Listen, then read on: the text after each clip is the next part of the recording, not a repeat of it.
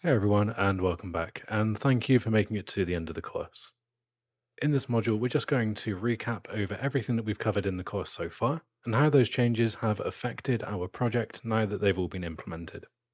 So to start the course, we begun by looking at the official documentation for the recommendations of balancing the blueprints and C++ inside of the Unreal project.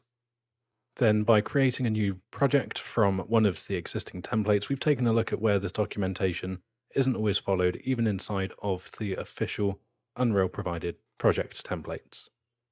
This then gave us cause to look at where the blueprints excel and where C++ also excels within their own different scenarios.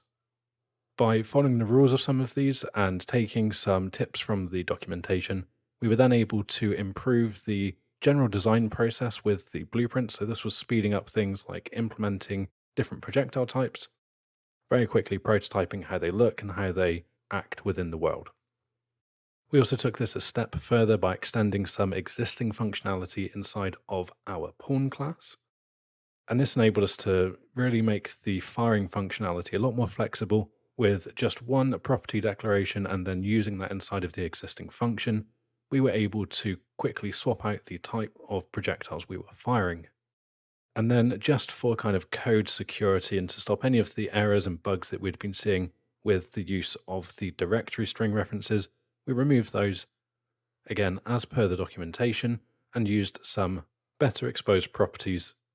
And we saw how this can save us from issues where the assets could get lost from the reference, and then we wouldn't have the use of those assets during runtime.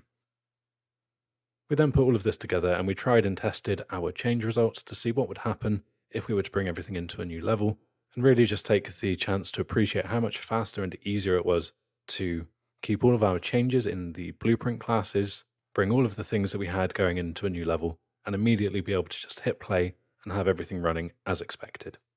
So, where could you go from here? Well, I would recommend going back to the balancing blueprints and C++ documentation again, like I recommended at the beginning of the course. Just take a good read through that, see everything that's kind of discussed and some of the topics that you may not have considered for your existing projects, and see if you can make any improvements by either adding some C++ classes, turning your blueprints into C++ for that performance or that code readability, or if you've been neglecting some blueprints, maybe see if you can extrapolate some of your more design-focused things from your C++ classes into blueprints.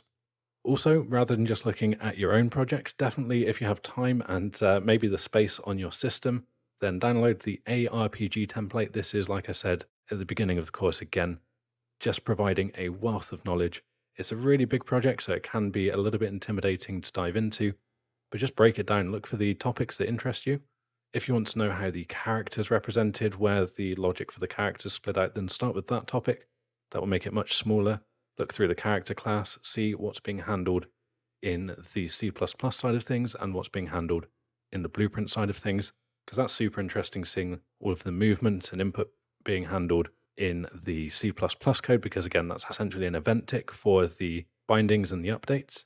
And then some of the skill-based things, much easier to see in the blueprint side of things. So really interesting then. Like I said, that has a lot more information than just the character class and will give you some really interesting insights on how you can balance both types of code into your project. And finally, be sure to check back here for potential updates and continuations in the C++ and game development courses on the Epic Learning Platform. So again, thank you for making it all the way to the end of this course. I hope that you've got some useful and interesting takeaways from the topics covered, and I hope that you've enjoyed your time following along with the content.